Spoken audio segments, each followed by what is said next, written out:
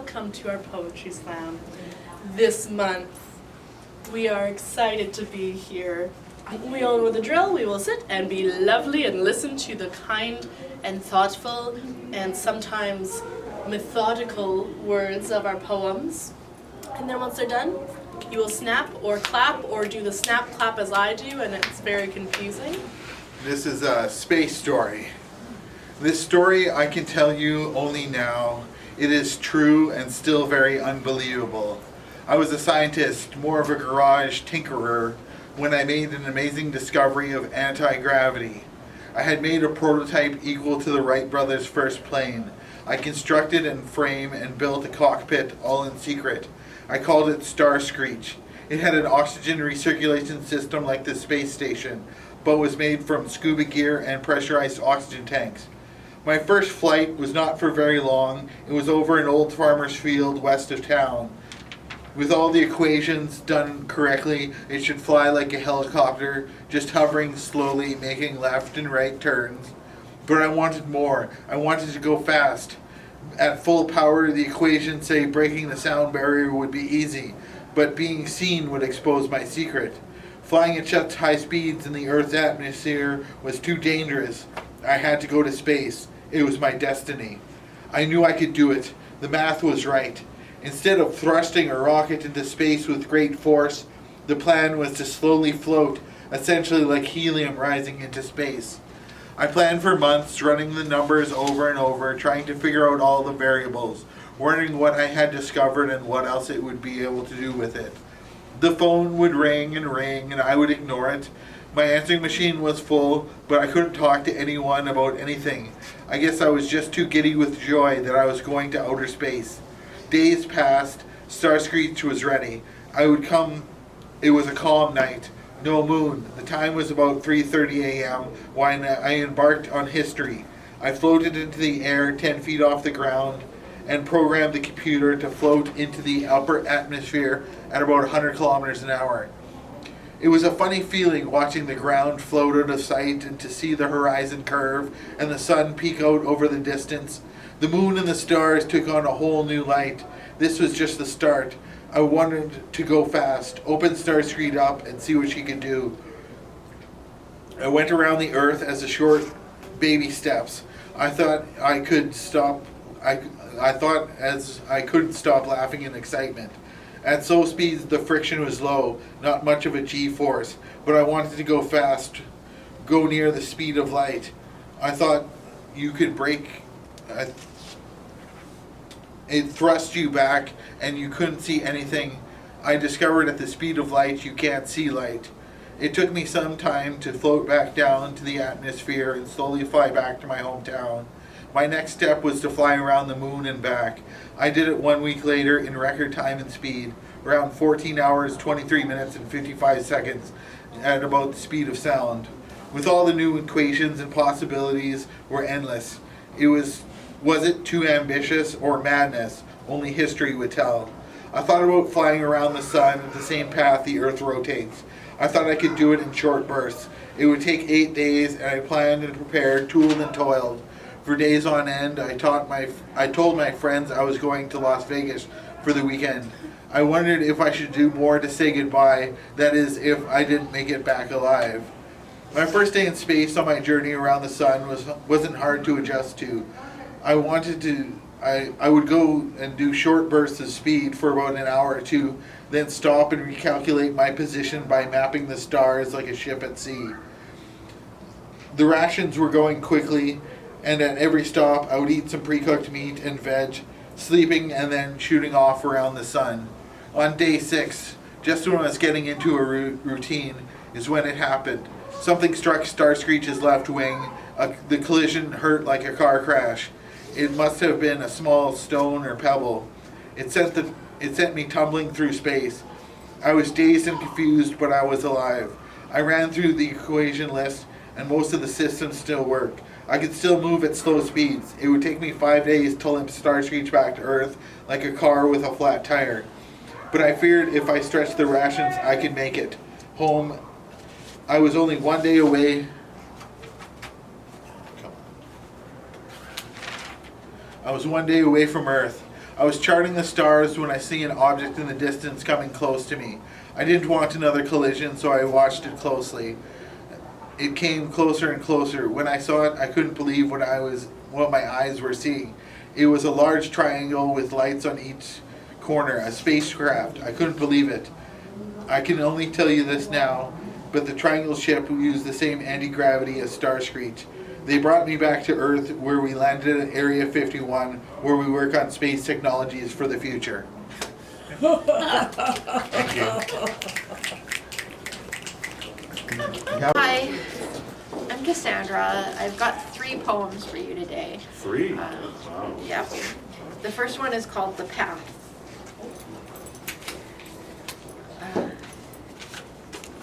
Yeah, there's stuff falling out of my notebook. Sorry about that.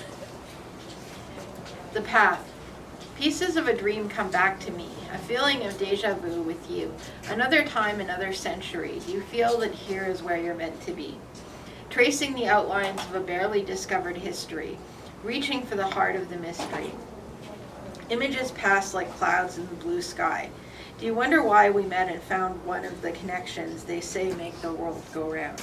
Is it demons or angels that sing that song, move us along through time, through choice and destiny? Is it true we set each other free? Surprise turns into certainty. We can let the other be who they are and mean what one can mean. In the dark night of the soul we find our symmetry, want to be together through eternity. The graceless fall can still hear heaven call. The indignity of shame can still know love. The redemption of our stars above, embarrassed or shy, we still long to know why. And maybe that day will come when we are born again to see the wonder which put our existence to seed and let us walk the path we need, to find ourselves and others too, the path on which I encountered you. We've searched so hard with nothing to find, no wonder you're so often on my mind. While I witnessed one of the few trees to bear fruit, the path meandered through dark places. For all we've suffered, divinity forgave us. It never felt like the anguish would strengthen us, but now we stand before forever, hand in hand. Thank you very much. This next one is called Fortune Teller. On the cusp of the future, shuffling the cards of prediction, I listen to her words, not knowing if it's fact or fiction. A seduction of my doubt, the knowledge is probably something I can do without. Still, I want to know what the future holds, scrying into a teacup or a crystal ball, being patient as she reads my palm. Loved ones I've been separated from by death or circumstance, people I'd like to recognize in advance as coming into my life with a purpose, like a song that anticipates the next verses. I only wish I could see all the potential of being me, individual pieces of a larger puzzle, trying to rise above, but my mind is a muddle, wondering what fate has in store. I wish I didn't have to worry anymore. I want to be at peace with who I am and do what I can to sort out my emotions. I guess it's true I need some help with coping, cherishing the advice for which I have been hoping. The room is draped in silk and crepe, understanding flashes of a plan too big to understand. Rings glisten on her fingers, a scarf accentuates her face. Caught between worlds, does she tell the truth or merely entertain? Calm and measured, her words fall like rain on the tiny sprouts of my faith, that I am here for a reason and I have something more to gain, that there are explanations beyond the random, that I can put my hand on, like blowing wishes on a seeded dandelion, not knowing if it makes a difference, but hoping that it does. So for this half hour, I choose to experience something different, letting someone else read my life with the tools and signs of divination, as if it is a collaborative creation, trying to catch the train before it leaves the station, to discover before it's too late, all the subtle tricks of fate. Thank you. This is my newest one. It's called Blackbirds. Blackbird in the sky, do you know the reason why I've been left so lonely I could die? I'm free to leave and I can't say goodbye. Maybe we could try, maybe we could find our way back to each other through the open sky. Just don't lie if what you want is still somewhere over the horizon. If I call out, will you reply? I wish I could see these vistas through your eyes, the world outside, the world inside. In flying alone, you had so much pride. With you, my inhibitions died. As I prepared to take flight, your feathers looked glossy in the sun.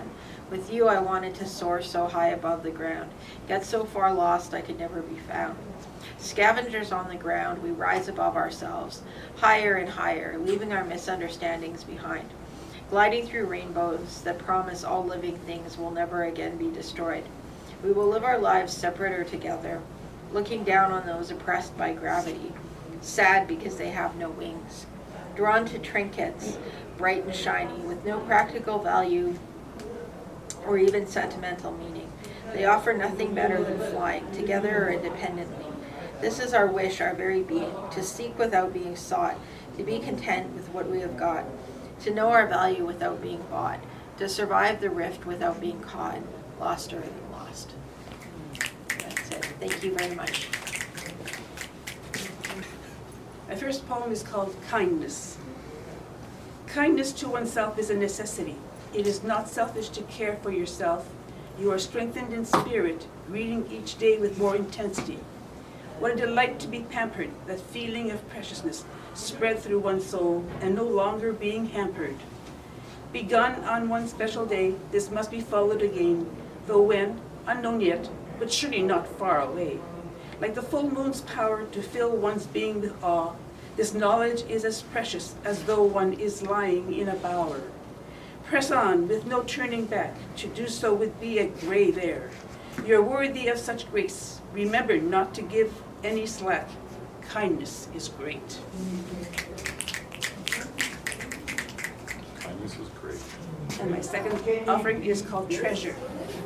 What is a treasure? To some much wealth, or to others untold freedom, yet for many simple pleasure.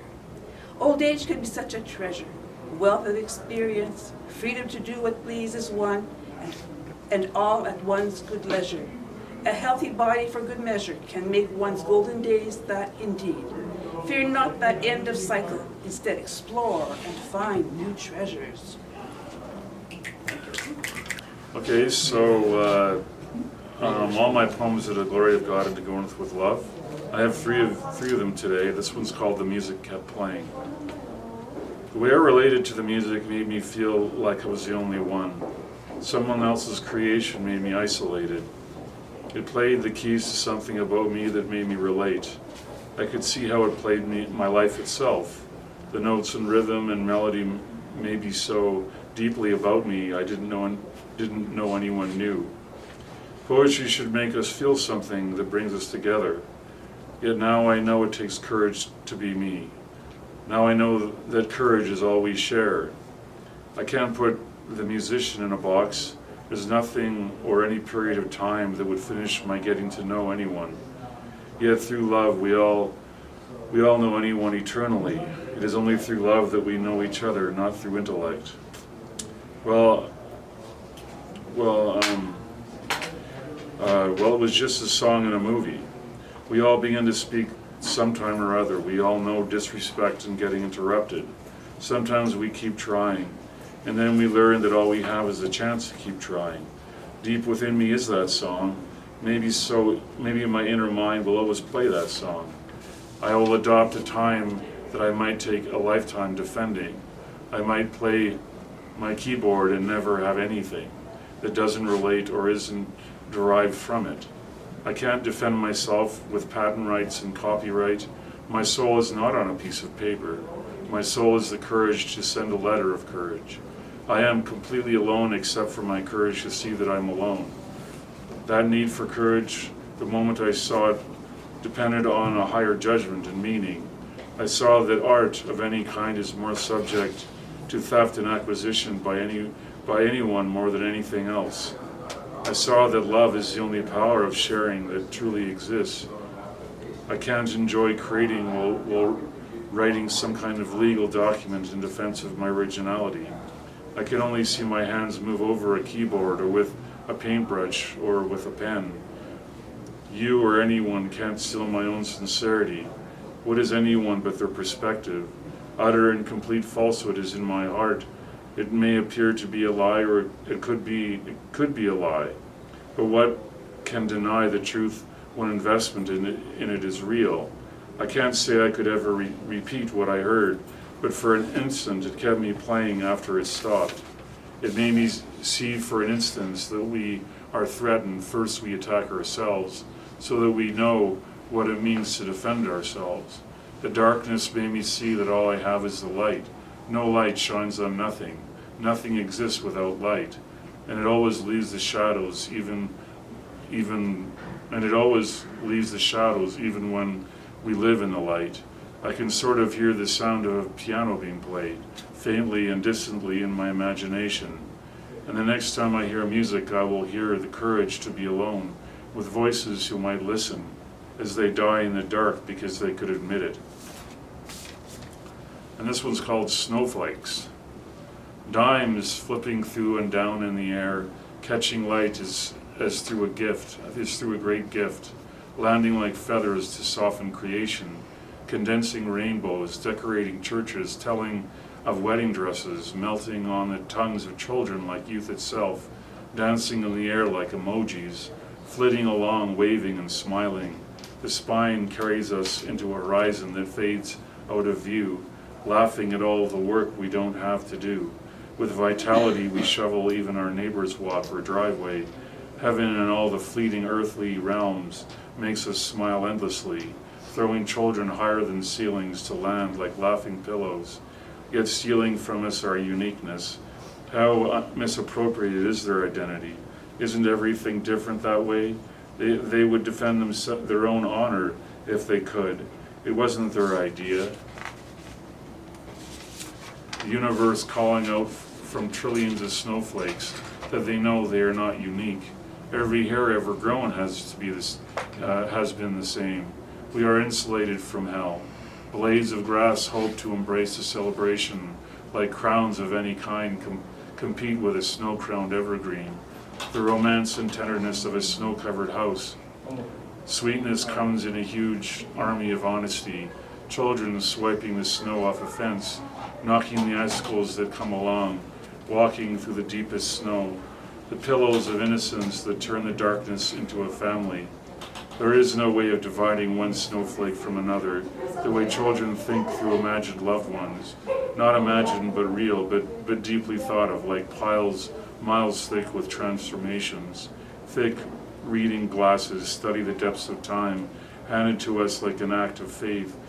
Do we complain when people come together over a blizzard? Like a grizzly we come together. The deepest pain can welcome a better world, lost on snowdrifts of great sculpture, dancing on the universe of stars. And this one's called Raindrops. Glistening shadows of reality, transforming orbs of planet Earth, hollowness filled with substance, joy or sorrow falling with a blessing, life like a small rodent, with rhythm and tentative form, threat of powers that cannot be denied, a chain reaction of poetry, a chance to revel in the power of God, getting soaked as if to start again, a fish leaping out of nowhere, things in reverse because of life. The sun hits the ground, water is into itself, rivers of birds flying up mountains like life rise into humble rivulets. Our future dies in great mountain valleys, unless purple hope is embraced like children in the rain. Every little thing a chance to love, cats and dogs of science fiction, sayings that children drink, drinking to the dissolution of their very being. Fools embrace with Superman capes, psychokinetic waterfalls, or airplanes that would crush like a bullet. What power is a flower? Lions and bears drink water. We have gone beyond. We have not fallen. Water will be our slave, holding a drop in your palm, catching a drop in your mouth, or a peanut or a jelly bean. We can see the stars in the sky. Rain will never be snow. It will never fall like stars.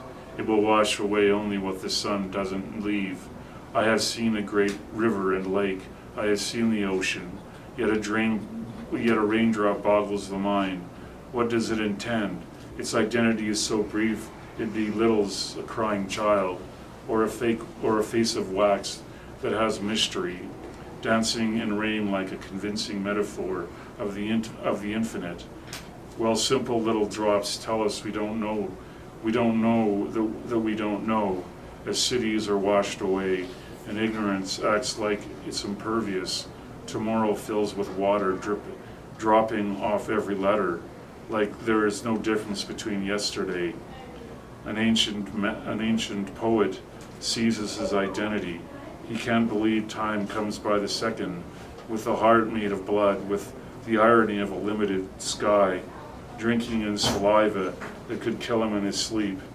Never again playing soccer with grape juice, hoping the rainbows go beyond the visual. We enter the world with water. We offer the future with water, making love in the rain. Can we drench with innocence? Kisses are a kind of oneness. Yet raindrops fall from clouds, where we all become who we are, washed in a chance to say what we mean. That we play with drops of water when we play with water. We can rain and we can offer teardrops, yet the circle only is the size of our hearts, and we know where we live has a beginning and an end that flows from the power of addition.